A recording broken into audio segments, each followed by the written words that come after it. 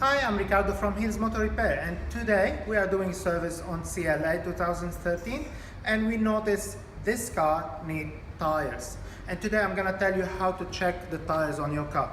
All you need is that tools.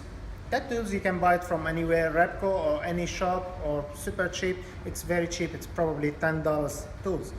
And I will show you now how to use it on the tires. You have to take the measurement from 3 places on the tires, from the 2 sides and from the middle. And the legal size is 1.5 mil.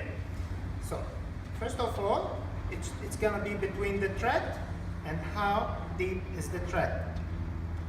Here we notice that it's 1. From the inside,